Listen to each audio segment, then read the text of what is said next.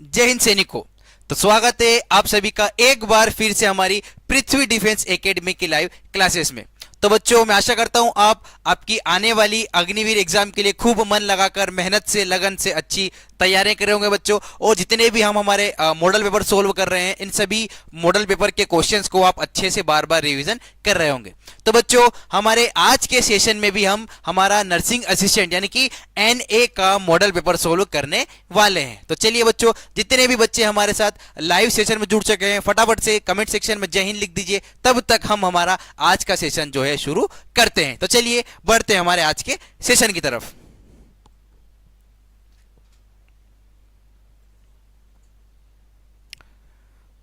पहला क्वेश्चन हमारे सामने है बच्चों कि भारतीय राष्ट्रीय कांग्रेस लगभग 1905 से लेके 1920 तक सक्रिय के उग्र राष्ट्रवादी नेताओं को लोकप्रिय रूप से किसके नाम से जाना जाता था। यानी कि भारतीय राष्ट्रीय कांग्रेस के जो कि बच्चों सन 1905 से लेके 1920 तक सक्रिय थे, उन नेताओं में से उग्र राष्ट्रवादी नेताओं को लोकप्रिय रूप से किस नाम से जाना जाता था। बच्चों, इसके ऑप्शंस की हम बात करते हैं तो सबसे पहला है हमारा लाल बाल पाल। बच्चों, लाल बाल पाल की यदि हम बात करें बच्चों तो लाला राजपत राय, बाल गंगाधर तिलक और बिपिन चंद्र पाल, तीन हमारे नेता थे। लाला राजपत राय, ठीक है, लाला लाजपत राय, ठीक है, लाजपत थे हमारे, लाला लाजपत राय प्लस बाल के यदि हम बात करें तो बाल गंगाधर तिलक, बाल गंगाधर तिलक, ठीक है। और यदि हम पाल की बात करें बच्चों तो बिपिन चंद्र पाल, बिपिन चंद्र पाल, ये तीनों हमारे बच्चों नेता थे। ये तीनों ही उग्रवादी नेता थे, यानी कि गरम दल के नेता थे बच्चों। यदि हम दूसरे ऑप्शंस की बात करते हैं मध्यपंथी, तो बच्चों मध्यपंथी यानी कि नरम दल, जैसे कि दादा भाई नेहरू, ये जो थे हमारे नरम दल यानी कि मॉडरेट ग्रुप के नेता थे। यदि हम क्रांतिकारी की बात करें बच्चों तो क्रांतिकारी जैसे हमारे भगत सिंह जो थे हमारे क्रांतिकारी थे, ठीक है। यदि हम कट्टरपंथी की बात करें बच्चों तो यह एक सामान्य शब्द होता है, कोई स्पेसिफिक नाम इसके अंदर नहीं आता। तो इस क्वेश्चन का बच्चों सही आंसर है लाल बाल पाल, यानी कि लाला लाजपत राय, बाल गंगाधर तिलक और बिपिन चंद्र पाल। तो बच्चों ऑप्शन ए लाल बाल पाल जो है वो उग्र राष्ट्रवादी नेताओं को लोकप्रिय रूप से लाल बाल पाल के नाम से जाना जाता था। तो कमेंट सेक्शन में जिन भी हमारे बच्चों ने ऑप्शन ए लाल बाल पाल कमेंट किया है, उन सभी बच्चों का आंसर जो है बिल्कुल ही सही होने वाला है। तो चलिए बच्चों बढ़ते हैं अब हम हमारे नेक्स्ट क्वेश्चन की तरफ।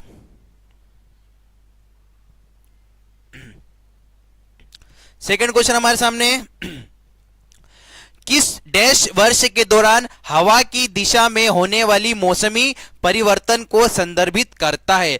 कौन जो होता है बच्चों वो वर्ष के दौरान हवा की दिशा में होने वाली मौसमी परिवर्तनों को संबोधित करता है। यदि बच्चों इसके ऑप्शंस की हम बात करें तो हिमपात। बच्चों हिमपात का मतलब होता है बर्फ गिरना, स्नोफॉल का मतलब होता है बर्फ गिरना। तो ऑप्शन ए इसका सही आंसर नहीं है, ठीक है। बच्चों यदि हम मानसून की बात करें तो मानसून का मतलब होता है साल में हवा की दिशा बदलती रहती है। क्या बोलता है ये कि साल में हवा की दिशा बदलती रहती है,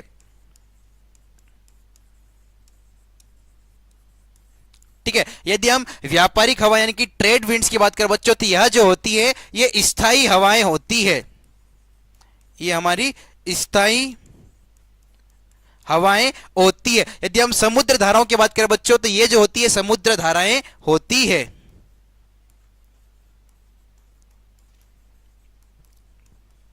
तो बच्चों इस क्वेश्चन का सही आंसर होने वाला है ऑप्शन बी यानी कि मॉनसून। याद रखिएगा बच्चों, मॉनसून जो होता है वो वर्ष के दौरान हवा की दिशा में होने वाले मौसमी परिवर्तन को संदर्भित करता है। तो ऑप्शन बी मॉनसून बच्चों इस क्वेश्चन का बिल्कुल ही सही आंसर होने वाला है। तो जिन भी हमारे बच्चों ने कमेंट सेक्शन में ऑप्शन बी मॉनसून कमेंट किया है उन सभी बच्चों का आंसर बिल्कुल ही सही होने वाला है। चलिए अगले क्वेश्चन की तरफ बढ़ते हैं हम। थर्ड क्वेश्चन हमारे सामने है कि देश में एक से अधिक सरकारी स्तरों के अस्तित्व को कौन संदर्भित करता है। क्या पूछा गया है कि हमारे देश में एक से अधिक सरकारी स्तरों के अस्तित्व को कौन संदर्भित करता है। यदि इसके ऑप्शंस की बात करें बच्चों तो पहला ऑप्शन है धर्मनिरपेक्षता यानी कि सेक्युलरिज्म। इसका मतलब होता है बच्चों धर्म से अलग। इसका मतलब होता है धर्म से अलग। ठीक है। यदि हम संघवाद की बात करें बच्चों तो यह होता है समान संपत्ति। ठीक है। संघवाद का मतलब होता है बच्चों केंद्र प्लस राज्य। क्या होता है इसका मतलब? इसका मतलब होता है केंद्र प्लस राज्य। संघवाद का मतलब होता है केंद्र प्लस राज्य। यदि हम इसके दूसरे ऑप्शन की बात करें बच्चों साम्यवाद यानी कि कम्युनिज्म की बात करें बच्चों, इसका मतलब होता है समान संपत्ति। इसका अर्थ होता है समान संपत्ति। ठीक है। यदि हम उदारवाद की बात करें बच्चों तो यह एक स्वतंत्रता विचार होता है। यह एक स्वतंत्रता विचार होता है। तो इस क्वेश्चन का जो सही आंसर होने वाला बच्चों वो है हमारा ऑप्शन बी यानी कि संघवाद यानी कि फेडरलिज्म। याद रखिएगा अब संघवाद जो होता है बच्चों वो देश में एक से अधिक सरकारी स्तरों के अस्तित्व को संदर्भित करता है। तो जिन भी बच्चों ने कमेंट सेक्शन में ऑप्शन बी संघवाद कमेंट किया है उन सभी बच्चों का आंसर बिल्कुल ही सही होने वाला है। तो चलिए बच्चों बढ़ते हैं अब हम हमारे नेक्स्ट क्वेश्चन की तरफ।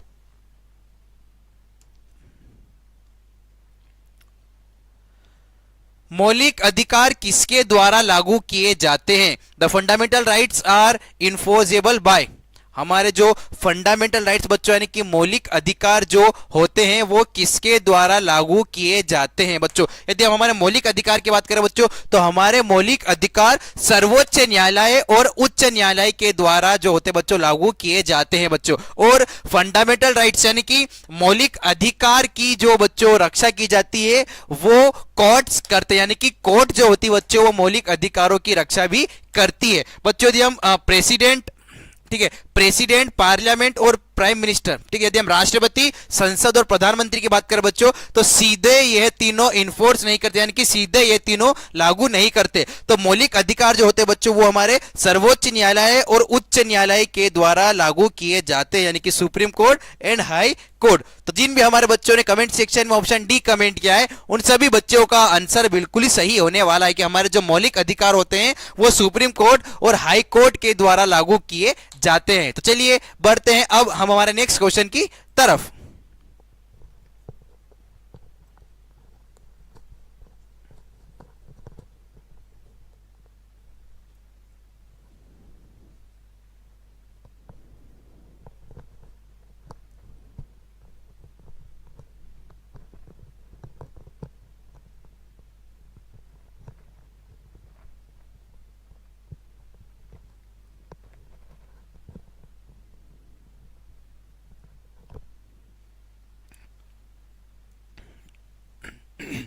अगला क्वेश्चन देखते हैं।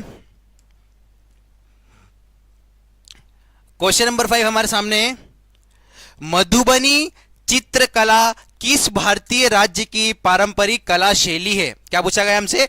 मधुबनी चित्रकला जो है बच्चों वो किस भारतीय राज्य की पारंपरिक कला शैली है बच्चों? यदि इसके ऑप्शंस की बात करें बच्चों तो मधुबनी पेंटिंग जो होती है, याद रखिए आप, मधुबनी पेंटिंग जो होती है बच्चों वह बिहार की प्रसिद्ध कला होती है। याद रखिएगा आप, मधुबनी चित्रकला जो होती है बच्चों वह बिहार की एक प्रसिद्ध चित्रकला होती है। मधुबनी जो होती है बच्चों वह बिहार की एक प्रसिद्ध चित्रकला होती है। तो ऑप्शन बी बिहार बच्चों इस क्वेश्चन का बिल्कुल ही सही आंसर होने वाला है। तो कमेंट सेक्शन में जिन भी हमारे बच्चों ने ऑप्शन बी बिहार कमेंट किया है उन सभी बच्चों का आंसर बिल्कुल ही सही होने वाला है। टीचर पूछने कल जीके क्लास कल ऑफ रहेगी बेटा, ठीक है। चलिए बढ़ते हैं हमारे नेक्स्ट क्वेश्चन की तरफ। अगला क्वेश्चन है किस अंतरराष्ट्रीय संगठन ने सन 2026 को अंतरराष्ट्रीय चारगाह और पशुपालक वर्ष घोषित किया? किस अंतरराष्ट्रीय संगठन ने बच्चों 2026 को अंतरराष्ट्रीय चारागाह और पशुपालक वर्ष घोषित किया? बच्चों यदि हम इसके ऑप्शंस की बात करते हैं तो FAO यानी कि खाद्य एवं कृषि संगठन, फूड एंड एग्रीकल्चर ऑर्गेनाइजेशन। बच्चों यह जो होता है यह जो होते हैं फूड और एग्रीकल्चर से संबंधित चीजों की घोषणा यह करते हैं। यदि हम यूनेस्को की बात करें, UNES की बात करें बच्चों, तो यह शिक्षा और संस्कृति से संबंधित होते हैं। ये शिक्षा और संस्कृति से संबंधित होते हैं। यदि हम WHO यानी कि वर्ल्ड हेल्थ ऑर्गेनाइजेशन यानी कि विश्व स्वास्थ्य संगठन की यदि हम बात करें बच्चों, तो यह स्वास्थ्य से संबंधित होते हैं, यानी कि हेल्थ से संबंधित चीजों की घोषणा ये लोग करते हैं। यदि हम UNDP की बात करें बच्चों, तो यह विकास से संबंधित घोषणाएं करते हैं। तो इस क्वेश्चन का जो सही आंसर है बच्चों वो है हमारा ऑप्शन है, यानी कि FAO यानी कि food and agriculture organisation. FAO यानी कि खाद्य एवं कृषि संगठन ने बच्चों 2026 को अंतरराष्ट्रीय चारागाह और पशुपालक वर्ष घोषित किया। तो ऑप्शन ए, जिन भी हमारे बच्चों ने कमेंट किया है उन सभी का आंसर बिल्कुल ही सही होने वाला है। नेक्स्ट क्वेश्चन देखते हैं, क्वेश्चन नंबर 7। भारतीय मूल के जलवायु वैज्ञानिक को royal Swedish academy of sciences द्वारा भूविज्ञान में 2026 का क्रॉफोर्ड पुरस्कार प्रदान किया गया। क्या पूछा गया हमसे कि भारतीय मूल के एक जलवायु के वैज्ञानिक कौन है जिनको कि 2026 का भूविज्ञान में क्रॉफोर्ड, याद रखिएगा, क्रॉफोर्ड पुरस्कार प्रदान किया। यदि हम इसके ऑप्शंस की बात करते हैं तो वीरभद्रन रामनाथन जो है बच्चों, वीरभद्रन रामनाथम जो है बच्चों यह एक जलवायु वैज्ञानिक है। याद रखिएगा आप, वीरभद्रन रामनाथम एक जलवायु वैज्ञानिक है। ठीक है। यदि हम अशोक सेन की बात करें बच्चों, तो यह जो है यह एक फिजिक्स से संबंधित वैज्ञानिक है। अशोक सेन जो है बच्चों यह फिजिक्स से संबंधित एक वैज्ञानिक है। यदि हम सुभाष खोट की बात करें बच्चों, तो सुभाष खोट जो है कंप्यूटर साइंस यानी कि CS से संबंधित एक वैज्ञानिक है। यदि हम मंजुल भार्गव की बात करें बच्चों, तो यह मैथमेटिक्स से संबंधित हैं। ठीक है। तो बच्चों ऑप्शन ए वीरभद्रन रामनाथम जो है इस क्वेश्चन का बिल्कुल ही सही आंसर होने वाला है। तो कमेंट सेक्शन में जिन भी हमारे बच्चों ने ऑप्शन ए कमेंट किया है उन सभी का आंसर बिल्कुल ही सही है। अगला क्वेश्चन देखते हैं, बजट 2026 में घोषित महात्मा गांधी ग्राम स्वराज पहल का उद्देश्य किस क्षेत्र को मजबूत करना था? 2026 के बजट में जो महात्मा गांधी ग्राम स्वराज पहल घोषित किया गया बच्चों, इसका उद्देश्य किस क्षेत्र को मजबूत करना है? बच्चों इसका सबसे जो मुख्य उद्देश्य है वो है गांवों में पर्यटन बढ़ाना, यानी कि गांवों में पर्यटन बढ़ाने की हेरिटेज एंड कल्चर टूरिज्म। क्या इसका सबसे मुख्य वो था, उद्देश्य था विरासत एवं संस्कृति पर्यटन, यानी कि गांवों में बच्चों पर्यटन को बढ़ाना। तो ऑप्शन ए इस क्वेश्चन का बिल्कुल ही सही आंसर होने वाला है। याद रखिएगा आप, जो हमारा एक 2026 के बजट में एक ग्राम स्वराज पहल का उद्देश्य था, घोषित किया गया था, उसका उद्देश्य था गांवों में पर्यटक को बढ़ाना। तो ऑप्शन ए विरासत एवं संस्कृति पर्यटन इस क्वेश्चन का बिल्कुल ही सही आंसर होने वाला। तो कमेंट सेक्शन में जिन बच्चों ने ऑप्शन ए कमेंट किया है उन सभी बच्चों का आंसर बिल्कुल ही सही होने वाला है। अगला क्वेश्चन देखते हैं, भारतीय नौसेना को क्षेत्रीय कमानों के अधीन तैनात किया जाता है जिनमें से प्रत्येक का नेतृत्व एक ध्वज अधिकारी करता है। क्या पूछा गया हमसे कि भारतीय नौसेना को डैश क्षेत्रीय कमानों के अधीन तैनात किया जाता है जिनमें से प्रत्येक का नेतृत्व एक ध्वज अधिकारी करता है बच्चों। तो इसका सही आंसर है ऑप्शन बी 3। याद रखिएगा आप, वेस्टर्न, ईस्टर्न और साउथर्न। याद रखिएगा आप, वेस्टर्न, ईस्टर्न एंड साउथर्न, इन 3 क्षेत्रों की कमान जो होती है उस तैनात अधिकारी को, भारतीय नौसेना के अधिकारी को दी जाती है जिसमें से प्रत्येक का नेतृत्व एक ध्वज अधिकारी करता है। तो ऑप्शन बी 3 जो है बच्चों इस क्वेश्चन का बिल्कुल ही सही आंसर होने वाला है। तो कमेंट सेक्शन में जिन भी हमारे बच्चों ने ऑप्शन बी 3 कमेंट किया है उन सभी का आंसर बिल्कुल ही सही है। अगला क्वेश्चन देखते हैं।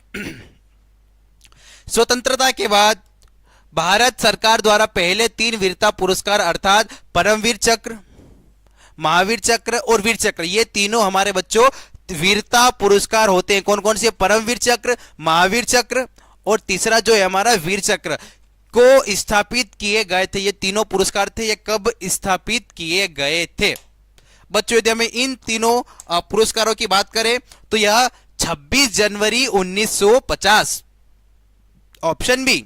याद रखिएगा आप, भारत के जो 3 वीरता पुरस्कार है बच्चों, यह तीनों ही 26 जनवरी 1950 को स्थापित किए गए थे। तो जिन भी बच्चों ने कमेंट सेक्शन में ऑप्शन बी 26 जनवरी 1950 कमेंट किया है, उन सभी बच्चों का आंसर बिल्कुल ही सही है। तो चलिए बढ़ते हैं अब हमारे मैथ्स पोर्शन की तरफ। क्वेश्चन है, यूक्लिड के विभाजन एल्गोरिथम के संदर्भ में 2 धनात्मक पूर्णांक a और b के लिए, जहां पर a जो है b से बड़ा है, यदि प्रारंभिक विभाजन चरण a is equal to b q plus r का परिणाम शेषफल r इज इक्वल टू 0 होता है, तो निम्नलिखित में से कौन सा एल्गोरिथम द्वारा निर्धारित b और a के बीच संबंध का सबसे अच्छा वर्णन करता है?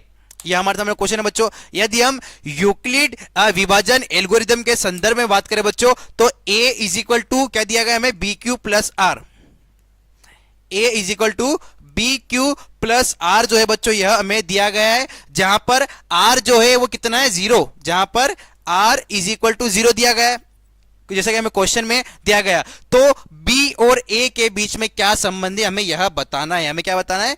b और a के बीच में क्या संबंध है, हमें यही बताना है बच्चों। यदि हम बात करें तो यूक्लिड विभाजन प्रेम इसकी थ्योरम के अनुसार बच्चों, जब हम a को b से विभाजित करते हैं, क्या करते हैं? जब हम a को b से विभाजित करते हैं और शेषफल r इज इक्वल टू 0 आता है, ठीक है, उसका रिमाइंडर यानी कि शेषफल r इज इक्वल टू 0 आता है बच्चों, तो इसका अर्थ है कि b जो होता है वो a को पूरी तरह से विभाजित करता है। क्या करता है? b जो होता है वो a को पूरी तरह से विभाजित करता है।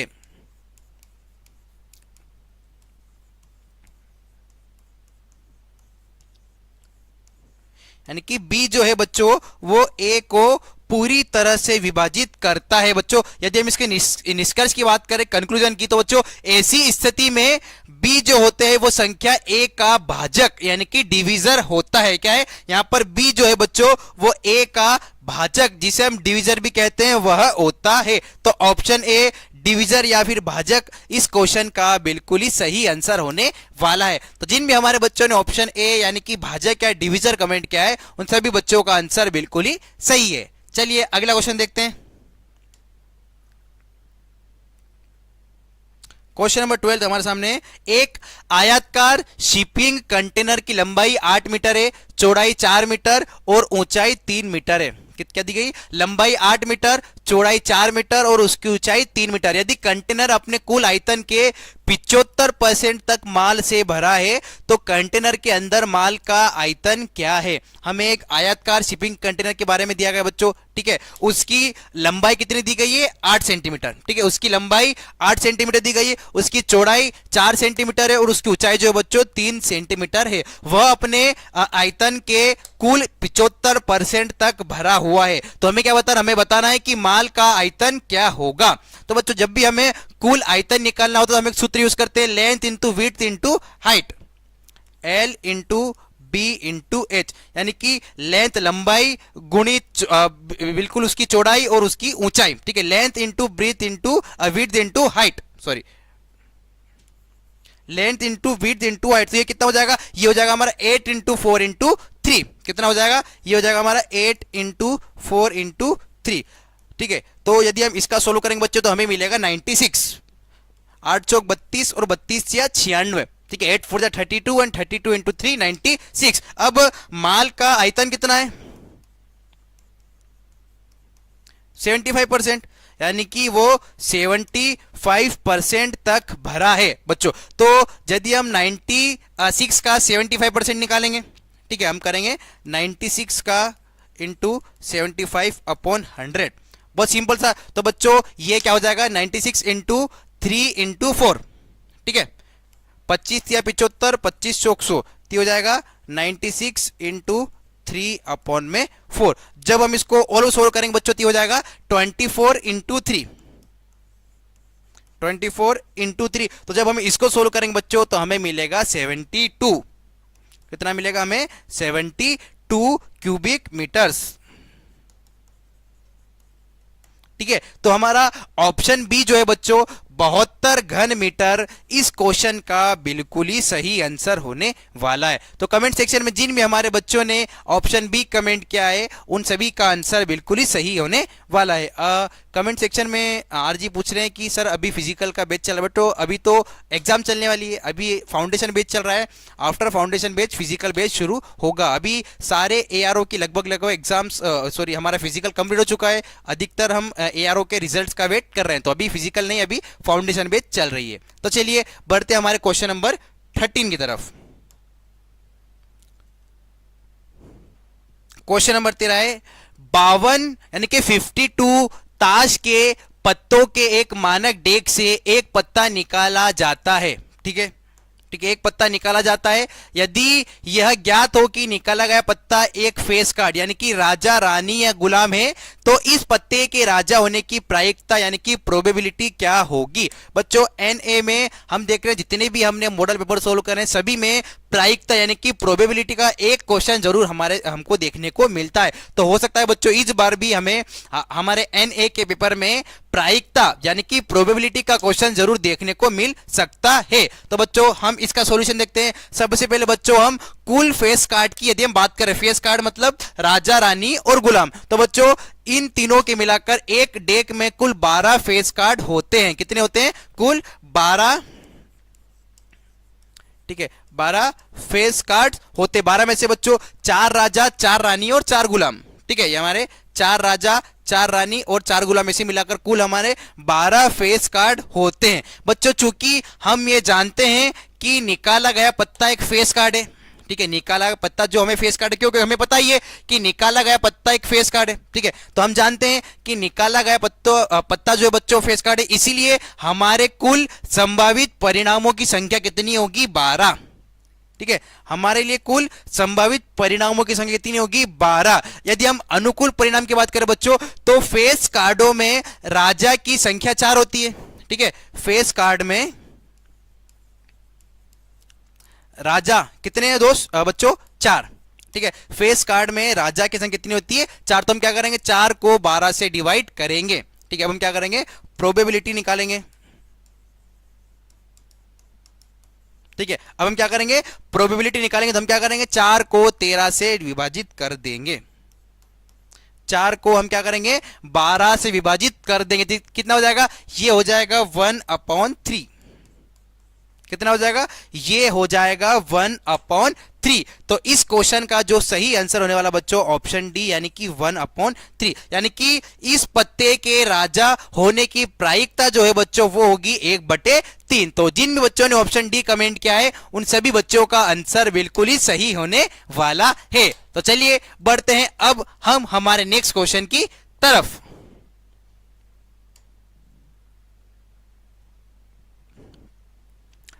निम्नलिखित व्यंजकों पर विचार करें। ठीक है, हमें 3 दिए गए P, Q और R। हमसे क्या पूछा गया है? निम्नलिखित में से कौन सा P, Q और R के बीच संबंध को सही ढंग से दर्शाता है। हमें सबसे पहले इन तीनों को सोल्व करना होगा और बताना होगा कि कौन बड़ा है या कौन छोटा है। बच्चों अभी हम मॉडल पेपर देख रहे हैं तो इसके अंदर हम ट्रिग्नोमेट्री का क्वेश्चन भी जरूर देख रहे हैं। तो एक क्वेश्चन प्रायिकता यानी कि प्रोबेबिलिटी का और एक क्वेश्चन ट्रिग्नोमेट्री का जरूर देखा जाता है। अब सबसे पहले बच्चों हम इन P, Q, R को सोल्व करेंगे। ठीक है, तो सबसे पहले हमें दिया गया है tan square 60 degree minus sine square 90 degree. तो हम क्या करेंगे? सबसे पहले यहां पर मान रखेंगे। तो ये होता है √3 का स्क्वायर। tan 60 डिग्री कितना होता है बच्चों? √3 square minus 1 square. √3 square minus 1 square ये कितना हो जाएगा? इज इक्वल टू 3 - 1, तो ये हो जाएगा हमारा 2। P कितना हो गया हमारा? P जो है बच्चों वो हो गया हमारा 2। ठीक है, अब यदि हमारे पास Q की बात करें तो ये cos square 45 degree plus sec square 0 degree बच्चों। तो यदि हम इसके सोल्व की बात करेंगे तो ये होता है 1/√2। कोस स्क्वायर 45 डिग्री होता है बच्चों हमारा 1/√2 और ये इसका स्क्वायर, ठीक है, 1/√2 इसका स्क्वायर। अब हम क्या करेंगे, सेक 20 के मान होता है बच्चों 1 और इसका हम कर देंगे 1 स्क्वायर। जब हम इसको आगे और सोल्व करेंगे बच्चों तो हमें मिलेगा 1/2 + 1। हमें क्या मिला, हमें मिला 1/2 + 1। यदि हम इसको और सोल्व करेंगे बच्चों तो हमें मिलेगा 1.5, ठीक है। 2 और 1.5 हमको ऑलरेडी मिल चुका है। अब बच्चे हम क्या करेंगे, अब हम कोट आर को सोल्व करेंगे। यहां पर कोट स्क्वायर 30 डिग्री का मान की बात करें बच्चों तो वो होता है √3 का स्क्वायर, ठीक है, ये होता है √3 का स्क्वायर। तो √3 का स्क्वायर हमने लिख लिया। माइनस में हम क्या करेंगे 2, ठीक है, हम क्या करेंगे अब कोसेक स्क्वायर 60 डिग्री का मान होता है बच्चों 2/√3 का स्क्वायर, 2/√3 का स्क्वायर। अब हम जब इसको बच्चों आगे सोल्व करेंगे तो हमें मिलेगा 3। कितना मिलेगा, हमें मिलेगा 3। अब यदि इसको थोड़ा आगे और सोल्व करेंगे बच्चों तो ये हो जाएगा 4/3। कितना हो जाएगा, ये हो जाएगा -4/3, 3 - 4/3। जब हम इसको और सोल्व करेंगे बच्चों तो हमें मिलेगा 1.66। तो यहां पर बच्चों सबसे बड़ा है P, ठीक है, उससे बड़ा है हमारा R, उससे बड़ा है हमारा Q, यानी कि सबसे छोटा हमारा है Q बच्चों, उससे बड़ा है R और उस सबसे बड़ा है हमारा P। P की वैल्यू कितनी है हमारे पास 2, R की आई हमारे पास में 1.66 और Q की वैल्यू हमारे पास आई 1.5। यह हमारे पास तीनों वैल्यू आई बच्चों। दिए गए विकल्पों की यदि हम बात करें तो दिए गए विकल्पों के अनुसार R = कोट स्क्वायर 30 डिग्री, ये जो है हमारा ऑप्शन दी, ऑप्शन तीसरा R = coat square 30 degree minus cosec square 30 degree जो है तो R = -1 होता है बच्चों। तो यह जो है हमारा ऑप्शन बी इससे मिलता जुलता है, ठीक है। तो ऑप्शन बी यानी कि PRQ, ठीक है, तो ऑप्शन बी PQR जो है बच्चों हमारा इस क्वेश्चन का बिल्कुल ही सही आंसर होने वाला है। क्यों बच्चों, क्योंकि R = -1 होता है और विकल्प बी जो है सही बैठता है। क्यों, क्योंकि वर्तमान समीकरणों के आधार बच्चों PRQ ये इसका सही क्रम होना था, P सबसे बड़ा P, उससे छोटा R, उससे छोटा Q, सही क्रम है। लेकिन विकल्पों में जो PQR यानी कि ऑप्शन बी जो है सबसे निकटतम है, इसलिए हमारा ऑप्शन बी जो है बच्चों इस क्वेश्चन का बिल्कुल ही सही आंसर होने वाला है। तो चलिए बढ़ते हैं अब हम हमारे नेक्स्ट क्वेश्चन की तरफ। क्वेश्चन नंबर 15 हमें दिया गया है, इसमें हमें इसका मान ज्ञात करना है, ठीक है। हमें एक समीकरण दिया गया है बच्चों, फाइंड द वैल्यू ऑफ, और हमें क्या करना है इसका मान ज्ञात करना है बच्चों। तो इसका यदि हम सॉल्यूशन देखते हैं बच्चों सबसे पहले तो हम क्या करेंगे, दिए गए इक्वेशन में x का मान जो है बच्चों 1 रखेंगे, ठीक है। सबसे पहले हमें क्या दिया गया है, हमें दिया गया है x = x² sin πt² dt, ठीक है। हमें एक समीकरण यानी कि एक इक्वेशन दिया गया है बच्चों, हमें x = 1 पर hx का मान ज्ञात करना है। हमें क्या करना है, h = 1 पर hx का मान ज्ञात करना है बच्चों। यदि हम बात करें कि चूंकि विकल्पों में निश्चित मान दिए गए, हम देखें इसके ऑप्शन में तो हमें क्या दिएगा 0, 1, -1, पाई, ये हमें 4 निश्चित मान दिए गए बच्चों। यह आमतौर पर x = 1 के लिए पूछा जाता है। तो हम क्या करेंगे, सबसे पहले x = 1 रखने पर इंटीग्रल की सीमाएं देखेंगे। हम क्या करेंगे, x = 1 रखने पर इसकी जो इंटीग्रल है उसकी सीमाएं देखते हैं बच्चों। तो स्टेप 2, अब हम क्या करेंगे, स्टेप 2 में हम उसकी निचली सीमा देखेंगे, ठीक है। तो हो जाएगा x² हम क्या करेंगे, अब उसकी निचली सीमा को देखेंगे, तो हो जाएगा x² = 1 का स्क्वायर, तो ये हो जाएगा हमारा 1। ये कितना, ये हो जाएगा हमारा 1 बच्चों। यदि हम थर्ड स्टेप की बात करें तो स्टेप 3 में ऊपरी सीमा में हमारा x = 1 है, ठीक है। हमारा यहां पर क्या है, x = 1 बच्चों। यदि हम स्टेप चौथी की बात करें तो जब समानकार की समाकलन की निचली और ऊपरी सीमाएं समान होती है बच्चों तो निश्चित समापन का मान हमेशा 0 होता है, याद रखिएगा आप। तो ऑप्शन ए 0 जो है बच्चों हमारे इस क्वेश्चन का बिल्कुल ही सही आंसर होने वाला। तो कमेंट सेक्शन में जिन भी हमारे बच्चों ने ऑप्शन ए कमेंट किया है उन सभी बच्चों का आंसर बिल्कुल ही सही है। चलिए अगले क्वेश्चन की तरफ बढ़ते हैं। क्वेश्चन नंबर 16,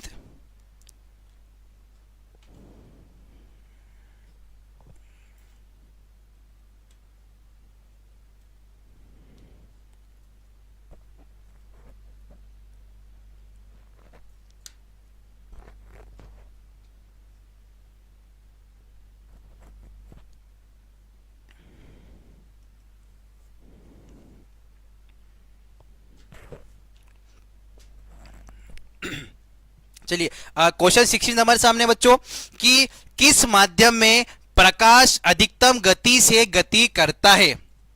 किस माध्यम में बच्चों प्रकाश अधिकतम गति से गति करता है, यानी कि किस मीडियम बच्चों लाइट जो है सबसे तेज स्पीड से ट्रेवल करता है। बच्चों यदि हम प्रकाश की गति की बात करें तो प्रकाश की गति बच्चों सबसे ज्यादा निर्वात यानी कि वैक्यूम में होती है। स्पीड ऑफ लाइट बच्चों सबसे अधिक जो होती है वो निर्वात यानी कि वैक्यूम में होती है। कितनी होती है? 3 into 10⁸ metre second. 3 into 10⁸ metre second. तो प्रकाश जो होता है बच्चों वो निर्वात में सबसे अधिकतम गति से गति करता है। तो बच्चों ऑप्शन ए निर्वात यानी कि वैक्यूम जो है हमारा इस क्वेश्चन का बिल्कुल ही सही आंसर होने वाला है। बच्चों यदि हम कांच या ग्लास की बात करें तो इसके अंदर स्पीड कम हो जाती है।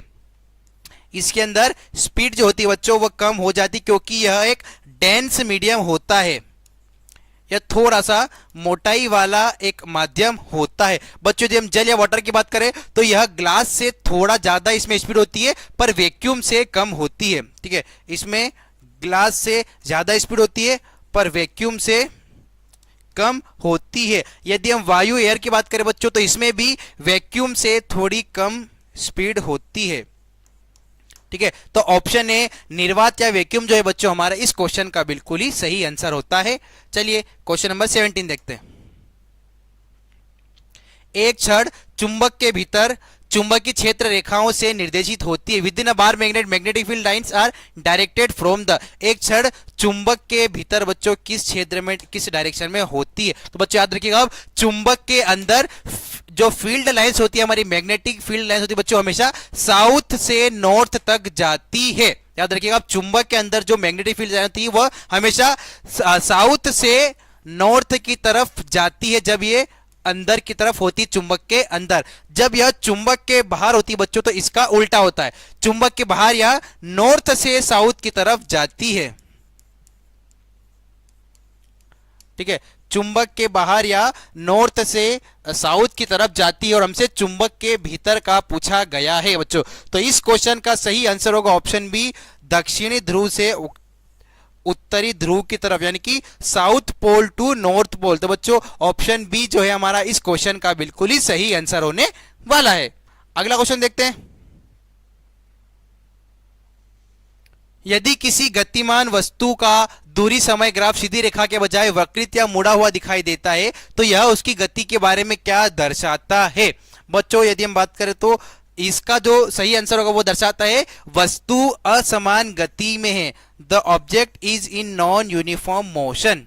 जब भी बच्चों एक गतिमान वस्तु का दूरी समय ग्राफ सीधी रेखा के बजाय वक्रित या फिर कुछ मुड़ा हुआ हमें दिखाई देता है तो यह उसकी गति के बारे में यह बताता है कि वस्तु जो है असमान गति में है। तो ऑप्शन ए जो है बच्चों इस क्वेश्चन का बिल्कुल ही सही आंसर होने वाला है। अगला क्वेश्चन देखते हैं। क्वेश्चन नंबर 19 हमारे सामने बच्चों कि जब कोई व्यक्ति बोलता है तो वायु के कण क्या होते हैं? जब कोई व्यक्ति बोलता है तो वायु के कण क्या होते हैं? ठीक है, हमसे क्या पूछेगा? जब कोई व्यक्ति बोलता है तो वायु के कण क्या करते हैं बच्चों? तो वायु के कण जो होते हैं वो कंपन करते हैं और ऊर्जा को आगे स्थानांतरित करते हैं। याद रखिएगा आप, जब कोई व्यक्ति बोलता है तो वायु के कण जो होते हैं वो कंपन करते हैं और ऊर्जा को आगे स्थानांतरित करते हैं। तो ऑप्शन ए बच्चों इस क्वेश्चन का बिल्कुल ही सही आंसर होने वाला है। अगला क्वेश्चन देखते हैं। जब किसी वस्तु को पूरी तरह से पानी में रखा जाता है तो पानी उस पर ऊपर की ओर धक्का लगाता है। बिल्कुल, इस ऊपर की ओर लगने वाले धक्के को क्या कहा जाता है? बच्चा जब पानी किसी चीज को ऊपर की ओर धकेलता है यानी कि ऊपर की ओर फोर्स लगाता है उसे हम कहते हैं ब्योयेंसी। उसे हम कहते हैं ब्योयेंट फोर्स यानी कि ब्योयेंसी। तो उत्प्लावन बल यानी कि ब्योयेंट फोर्स बच्चों इस क्वेश्चन का बिल्कुल ही सही आंसर होने वाला है। ग्रेविटी जो होती है बच्चों वह किसी भी चीज को नीचे यानी कि अपनी तरफ खींचती है। घर्षण बल की बात करें बच्चों तो यह जो होता है यह एक सरफेस पर एक सतह पर लगने वाला बल होता है और चुंबकीय बल कहीं से कहीं तक इससे संबंधित नहीं है। तो ऑप्शन है उत्प्लावन बल यानी कि ब्योयेंट फोर्स बच्चों इस क्वेश्चन का बिल्कुल ही सही आंसर होने वाला है। अगला क्वेश्चन देखते हैं। पेट में कार्बोहाइड्रेट का पाचन अस्थायी रूप से क्यों रुक जाता है? हमारे पेट में कार्बोहाइड्रेट का पाचन जो होता है बच्चों वो अस्थायी रूप से क्यों रुक जाता है? बच्चों हमारे यदि पेट की बात करें तो पेट में बच्चों HCl यानी कि हाइड्रोक्लोरिक अम्ल होता है। यह जो होता है बच्चों सेलाइवरी एमाइलेज एंजाइम को इनएक्टिव करता है। याद रखिएगा आप, सेलाइवरी हमारा जो एमाइलेज होता है यह जो होता है यह हमारे फैट यानी कि कार्बोहाइड्रेट को पचाने का कार्य करता है और HCl जो होता है बच्चों इसको इनएक्टिव कर देता है। तो अम्लीय पीएच लार एमाइलेज को निष्क्रिय कर देता है, यानी कि ऑप्शन बी जो है बच्चों इस क्वेश्चन का बिल्कुल ही सही आंसर होगा, क्योंकि हमारा HCl लार एमाइलेज को निष्क्रिय कर देता है और हमारा लार एमाइलेज ही बच्चों कार्बोहाइड्रेट को पचाने का कार्य करता है। तो ऑप्शन बी जो है बच्चों इस क्वेश्चन का बिल्कुल ही सही आंसर होने वाला है। अगला क्वेश्चन देखते हैं। कौन सी मांसपेशी श्वास लेते समय सिकुड़ती है? ठीक है, कौन सी मांसपेशी बच्चों श्वास लेते समय सिकुड़ती है? बच्चों यदि हम इसके सही आंसर की बात करें तो डायफ्रेम, ठीक है, जिसे हम डायफ्रेम कहते हैं बच्चों। डायफ्रेम कॉन्ट्रैक्ट होकर पहले नीचे आता है जिससे कि लंग्स फैलते हैं। डायफ्रेम क्या करता है, पहले सिकुड़कर नीचे की तरफ जाता है जिससे कि लंग्स फैलते हैं। तो बच्चों ऑप्शन सी डायफ्रेम जो है इस क्वेश्चन का बिल्कुल ही सही आंसर होने वाला है। इंटरनल इनको इंटरकोस्टल्स की बात करें बच्चों तो यह एक्सपीरेशन में काम आता है।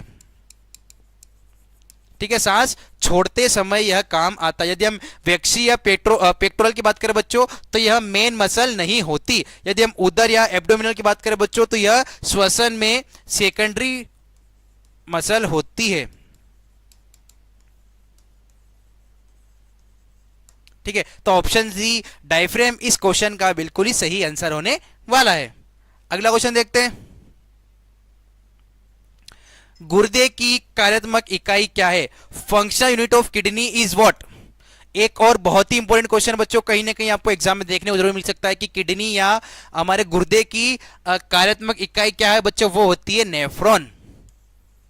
नेफ्रॉन जो होती है बच्चों हमारे किडनी यानी कि गुर्दे की स्मॉलेस्ट यूनिट यानी कि कार्यात्मक इकाई होती है। तो ऑप्शन बी नेफ्रॉन जो है बच्चों इस क्वेश्चन का बिल्कुल ही सही आंसर होने वाला है। न्यूरोज की यदि बात करें बच्चों तो यह हमारे नर्वस सिस्टम का पार्ट होता है। ठीक है, यदि हम ग्लोमेरुल्स की बात करते हैं बच्चों तो यह हमारे नेफ्रॉन का एक पार्ट होता है। और यूरेटर यानी कि हमारी एक यूरिन की ट्यूब होती है।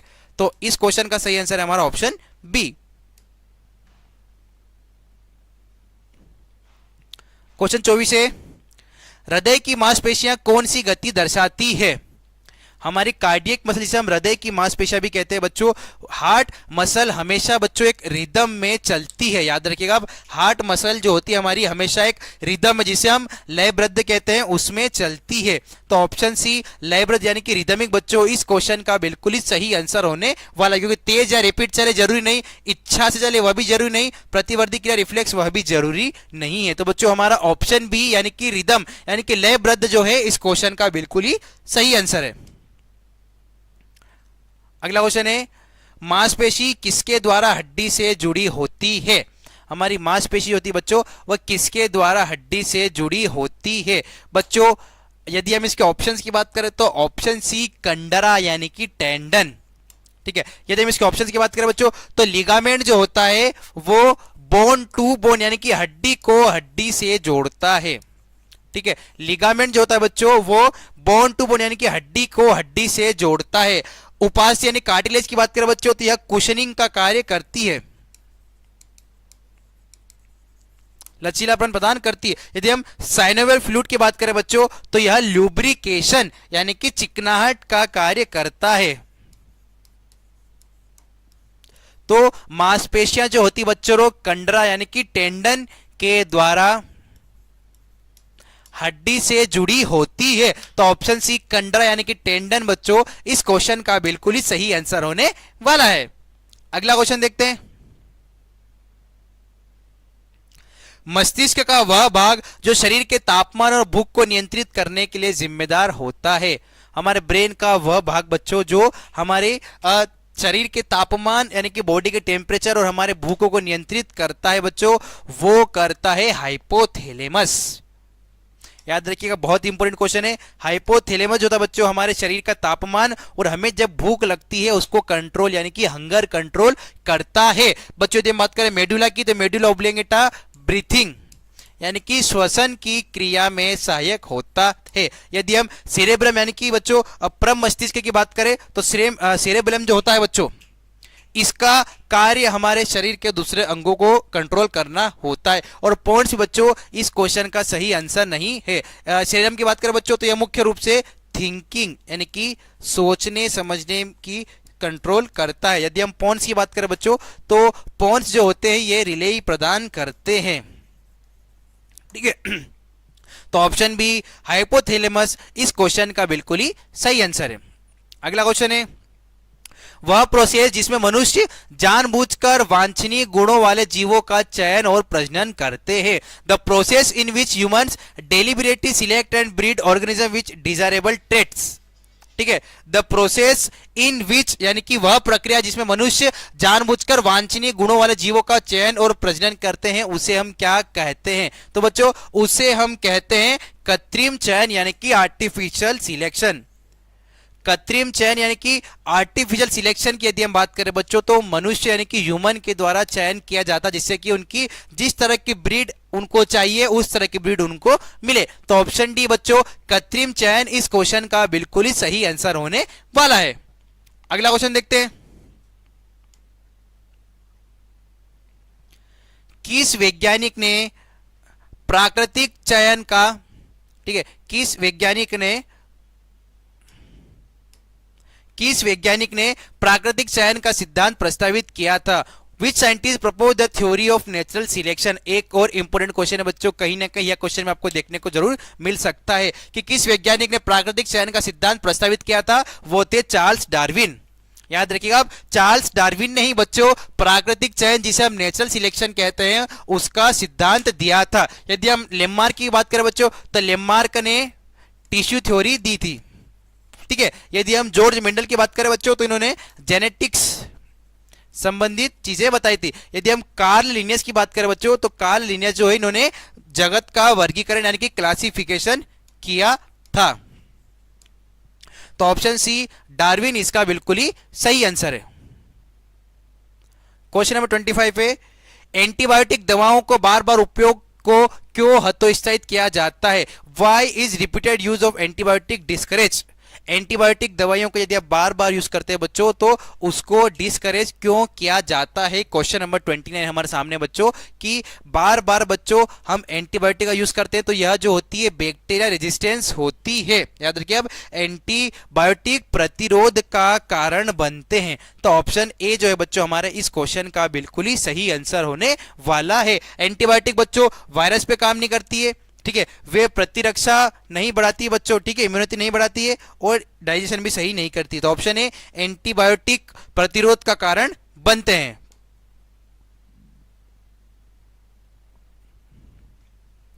निम्नलिखित में से कौन सी उच्च उपज देने वाली विदेशी मवेशी नस्ल का उदाहरण है? बच्चों तो इसका सही आंसर मैं आशा करूंगा सभी बच्चे इसका सही आंसर बताएंगे। ऑप्शन सी जर्सी, ठीक है।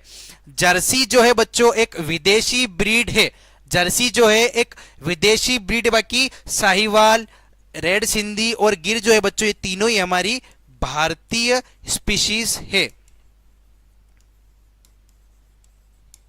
ठीक है। साहिवाल, लाल सिंधी और गिर जो है बच्चों हमारी भारतीय स्पीशीज है। जर्सी जो है बच्चों यह एक विदेशी स्पीशीज है। तो ऑप्शन सी जर्सी बच्चों इस क्वेश्चन का बिल्कुल ही सही आंसर होने वाला है।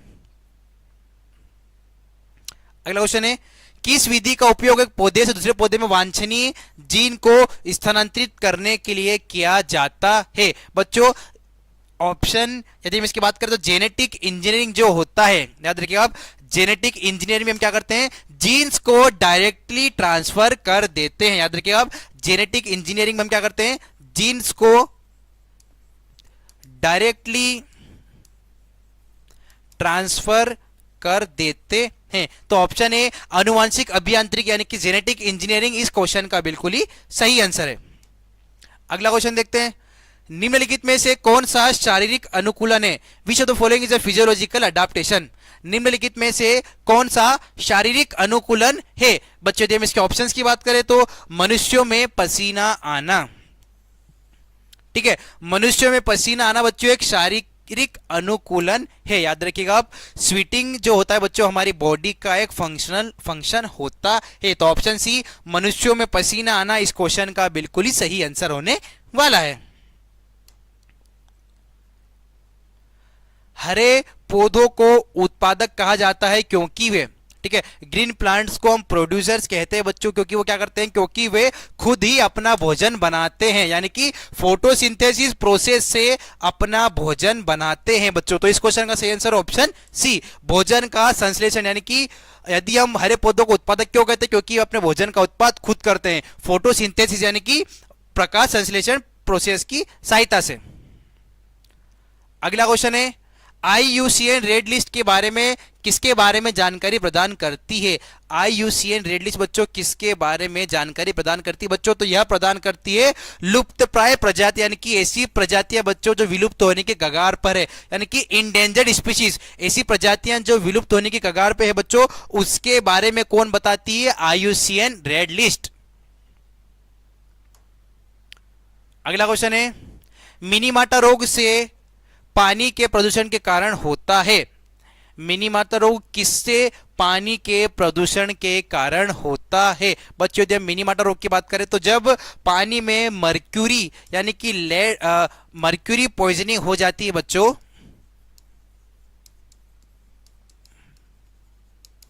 तब मिनीमाटा रोग होता है। याद रखिएगा आप, मिनीमाटा रोग पारा से पानी के प्रदूषण के कारण होता है बच्चों। तो ऑप्शन बी जो है पारा इस क्वेश्चन का बिल्कुल ही सही आंसर है। क्वेश्चन अगला, श्वसन में ऑक्सीजन की कितनी समतुल्य मात्रा की आवश्यकता होती है बच्चों। यदि हम बात करें तो ऑक्सीजन में यानी कि रेस्पिरेशन में 6 ऑक्सीजन मॉलिक्यूल्स की आवश्यकता होती है। श्वसन की प्रक्रिया में 6 ऑक्सीजन मॉलिक्यूल्स की आवश्यकता होती है। तो याद रखिएगा ऑप्शन डी 6 जो है इस क्वेश्चन का बिल्कुल ही सही आंसर होने वाला है। कोई भी अभिक्रिया जिससे अघुलनशील पदार्थ बनता है उसे कौन सी अभिक्रिया कहा जाता है। अघुलनशील पदार्थ बच्चों वह पदार्थ होता है जो कि उस अभिक्रिया में पूरी तरह से घुलता नहीं है, यानी कि इनसोल्यूबल सॉलिड जो होता है बच्चों उसे हम कहते हैं प्रेसिपिटेट, यानी कि अवक्षेपण।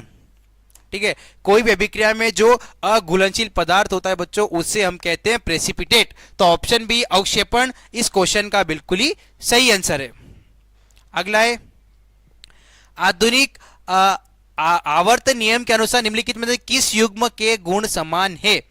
आधुनिक आवर्त सारणी के अनुसार बच्चों किस पेयर्स के जो गुण है बच्चों एक दूसरे से समान होते हैं। आधुनिक आवर्त सारणी की बात करें बच्चों तो यह हेनरी मोसले ने दी थी बच्चों। तो इस आवर्त सारणी के अनुसार सोडियम और पोटेशियम यानी कि Na और K, सोडियम और पोटेशियम जो बच्चों इन दोनों के गुण एक दूसरे के समान होते हैं। सोडियम की परमाणु संख्या 11 होती है, पोटेशियम की 19 होती है। दोनों के बीच में 7 एलिमेंट्स का फर्क होता है। और न्यूलैंड ने जो अष्टक नियम दिया था बच्चों उसमें यही बताया था कि पहला तत्व 8वें तत्व के समान गुण धर्म को दर्शाता है। ठीक है, तो आधुनिक आवर्त नियम के अनुसार सोडियम और पोटेशियम एक दूसरे के समान गुण को प्रदर्शित करते हैं। अगला क्वेश्चन देखते हैं, निम्नलिखित में से किसका धात्विक गुण सबसे अधिक है। Which of the following is highest metallic character. निम्नलिखित में से किसका धात्विक गुण यानी कि मेटेलिक गुण सबसे ज्यादा होता है। बच्चों याद रखिए आप, जब भी हम ग्रुप में नीचे जाते हैं, जब हम ग्रुप में नीचे जाते हैं बच्चों तो मेटेलिक कैरेक्टर जो होता है वो हमेशा बढ़ता है।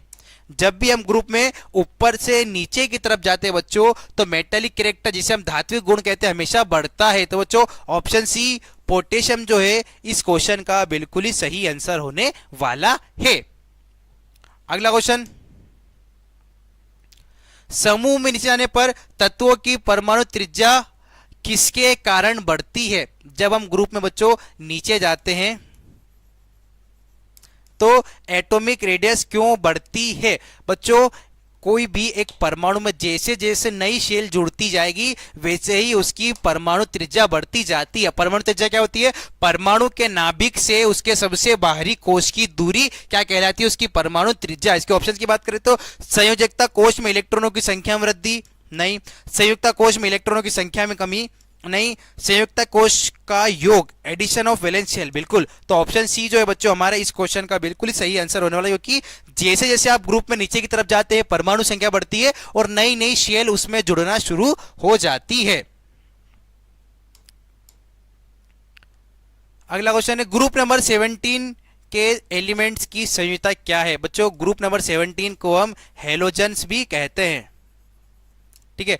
ग्रुप नंबर 17 के सदस्यों को हम हेलोजन्स भी कहते हैं बच्चों, क्योंकि हेलोजन्स में यानी कि हेलोजन का मतलब होता है नमक का निर्माण करने वाले, ठीक है। हेलोजन्स का मतलब होता है नमक का निर्माण करने वाले, और इसमें जितने भी एलिमेंट्स पाए जाते हैं, ठीक है, fluorine, chlorine, bromine, iodine, astatine, इन सभी ये सारे तत्व बच्चों समुद्र में पाए जाते हैं, और इनको हमेशा बच्चों एक इलेक्ट्रॉन की आवश्यकता होती है। तो इनकी वैलेंसी जो होती है बच्चों वो एक होती है। तो ऑप्शन ए 1 इस क्वेश्चन का बिल्कुल ही सही आंसर है। अगला क्वेश्चन, जब 1 ग्राम NaCl को 1 लीटर पानी में घोला जाता है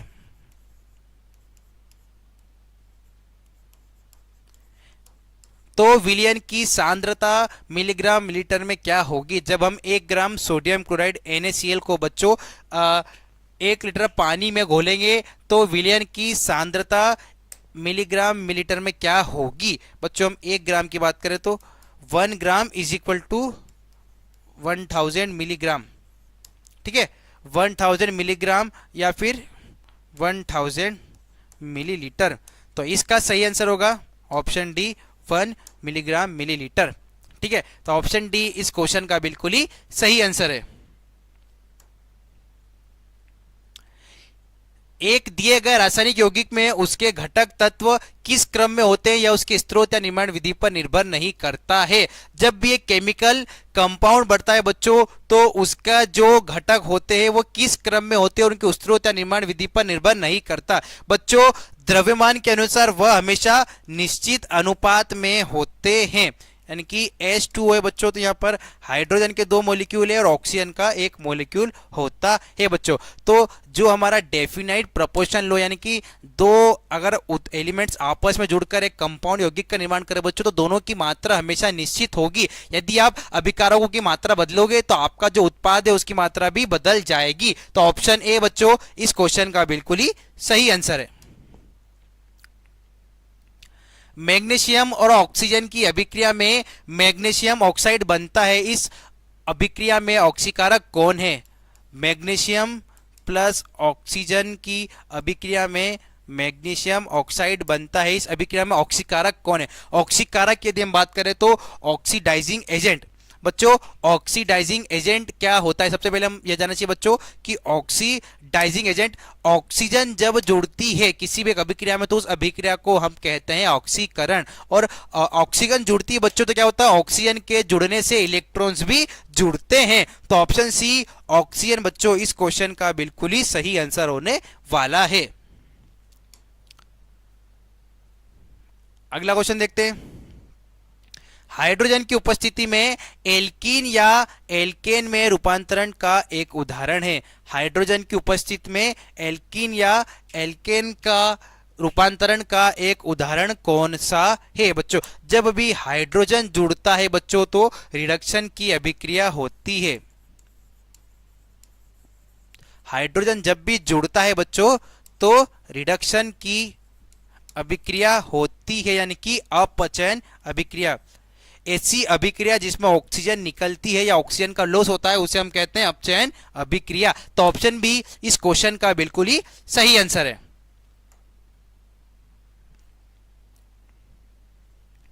जब कार्बन परमाणु 4 इलेक्ट्रॉन खो देता है तो कौन सा आयन बनता है? जब कार्बन परमाणु 4 इलेक्ट्रॉन खो देता है तो कौन सा आयन बनता है? जब भी कोई भी एक परमाणु इलेक्ट्रॉन का लॉस करता है बच्चों तो उस पर धनावेश यानी कि पॉजिटिव आयन बनता है। तो 4 इलेक्ट्रॉन इसने दिए तो इस पे 4 धनावेश होंगे। तो ऑप्शन बी C4+ इस क्वेश्चन का बिल्कुल ही सही आंसर है। कार्बन क्या दर्शाता है? Carbon shows what? कार्बन क्या दर्शाता है? बच्चों यदि हम कार्बन की बात करें तो कार्बन की परमाणु संख्या 6 होती है, इसका इलेक्ट्रॉनिक विन्यास 1s2 2s2 2p4, ठीक है। 2p2 सॉरी, इसकी वैलेंसी कितनी होती है? कार्बन की बच्चों वैलेंसी होती है 4। ठीक है, तो कार्बन क्या दर्शाता है बच्चों? तो कार्बन दर्शाता है चतुसंयोजकता यानी कि टेट्रा वैलेंसी, यानी कि इसको अपना इलेक्ट्रॉनिक विन्यास पूरा करने के 4 इलेक्ट्रॉन की आवश्यकता होती है। तो कार्बन दर्शाता है चतुसंयोजकता, टेट्रा वैलेंसी। क्लोरीन के नाभिक में प्रोटॉन की संख्या क्या है? क्लोरीन की परमाणु संख्या होती है बच्चों 17। ठीक है, क्लोरीन के नाभिक में उपस्थित प्रोटॉन की संख्या क्या है? बच्चों प्रोटॉन की संख्या क्या होती है? यदि हम परमाणु संख्या की बात करें तो नंबर ऑफ प्रोटॉन्स, परमाणु संख्या क्या होती है? किसी भी एक परमाणु के नाभिक में उपस्थित प्रोटॉन की संख्या उसकी परमाणु संख्या कहलाती है। तो इसकी परमाणु संख्या 17 है, यानी कि इसमें प्रोटॉन की संख्या भी कितनी होगी? 17। तो ऑप्शन बी 17 इस क्वेश्चन का बिल्कुल ही सही आंसर होने वाला है। अगला क्वेश्चन देखते हैं। जे थॉमसन के प्लम पुडिंग मॉडल में प्लम से क्या दर्शाया जाता है? तो बच्चों इन्होंने प्लम पुडिंग मॉडल में प्लम से इलेक्ट्रॉनों को दर्शाया गया था। याद रखिए आप, जे थॉमसन ने अपना प्लम पुडिंग मॉडल दिया जिसे हम तरबूज थ्योरी यानी कि वाटरमेलन थ्योरी भी कहते हैं। इसमें उन्होंने जे थॉमसन ने प्लम से इलेक्ट्रॉनों को दर्शाया था। चलिए बढ़ते हैं हमारी आज की क्लास के लास्ट क्वेश्चन की तरफ। कैल्शियम का द्रव्यमान संख्या 40 है, इसकी परमाणु संख्या होती है 20, इसकी द्रव्यमान संख्या होती है 40 और परमाणु संख्या 20 है। न्यूट्रॉनों की संख्या क्या है? बच्चों यदि हम बात करें तो न्यूट्रॉन की संख्या होती है आधी। ठीक है, तो न्यूट्रॉन की संख्या यानी कि किसी भी एक परमाणु के नाभिक में उपस्थित न्यूट्रॉन की संख्या उसकी परमाणु संख्या कहलाती है। इसकी परमाणु संख्या 20 है, तो न्यूट्रॉन की संख्या भी कितनी होगी? 20। तो ऑप्शन डी 20 हमारा इस क्वेश्चन का भी बिल्कुल ही सही आंसर होने वाला है। तो चलिए बच्चों इसी के साथ हमारा आज का सेशन भी समाप्त होता है। हमेशा की तरह आप आज भी जितने भी क्वेश्चंस हमने हमारे मॉडल पेपर में करे इन सभी क्वेश्चंस को कॉपी में एक जगह नोट डाउन करके अच्छे से बार बार इन क्वेश्चंस का रिवीजन करते रहिए। और इस बार जो है आपका सपना मिशन वर्दी का बिल्कुल अपनी मेहनत से लगन से वर्दी को पाकर रहिए और अपना और अपने माता पिता के सपने को बिल्कुल ही पूरे करिए। चलिए मिलते हैं अब हम हमारे नेक्स्ट सेशन में, तब तक के लिए जय हिंद जय भारत।